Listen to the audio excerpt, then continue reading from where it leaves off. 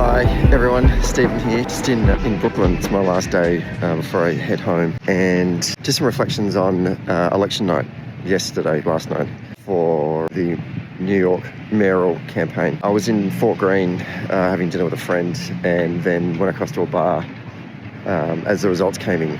And there was a lot of jubilation. Fort Greene really is kind of Williamsburg, Fort Greene, all that part of Brooklyn. It's Mamdani heartland. And so a lot of young people really up and about the result, and very excited by that. Watch sure I don't get run over. Anyway, so some reflections from the campaign. Not that I really agree with a lot of the politics of Mamdani. You can't but not see such a contrast in campaigns between Cuomo and Mamdani.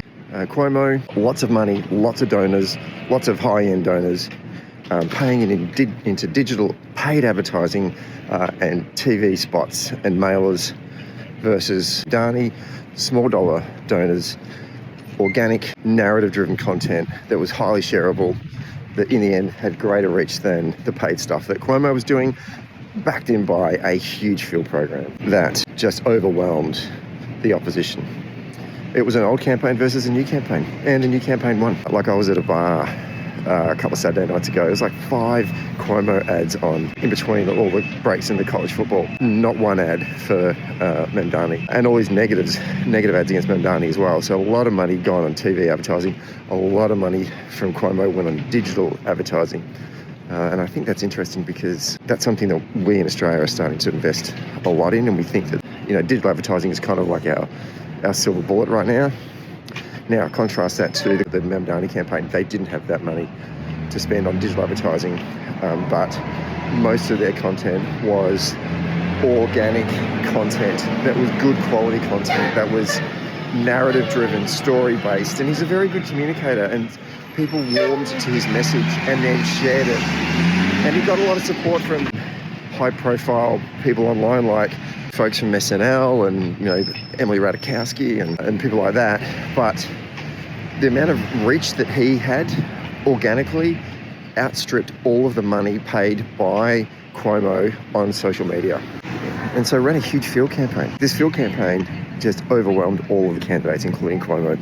And then when Cuomo realised that, after he lost the primary but went into the general, he then tried to basically bankroll a field program. And as we all know, you can't microwave a field program. It was too late.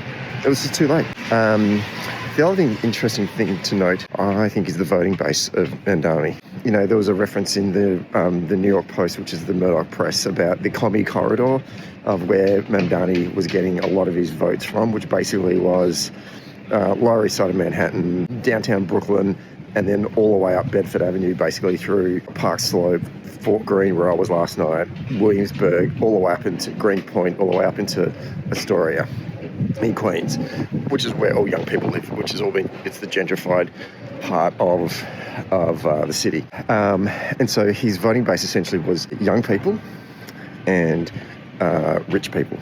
That was his base. There were leadership within the black community in the poorer areas of the city, pleading with the Mamdani campaign to come and actually canvass in those neighbourhoods, because, poorer black and brown communities were not warming to his message and were not going to vote for him, and were either going to sit out or vote for Cuomo. And the DSA and the Mamdani campaign told them that that's not a part of our strategy. Our strategy in terms of voter engagement, persuasion and turnout was purely focusing on young people and wealthy liberals, and it worked. You can have your own reflections on that, but I guess the point I'm trying to say is that when people talk about it, a broad coalition that came to support the campaign, it wasn't that broad. And look, there was energy for young people, and that's a good thing. I think there are lots of positives to be taken out of this campaign. But there's also some things that we need to kind of recognise and go, well, there are some lessons to be learned as well. And maybe not take all of it as a sign of this is sort of the playbook for the future. So yeah, and I'm heading home. And even though we're going to suck this year, let's go Celtics.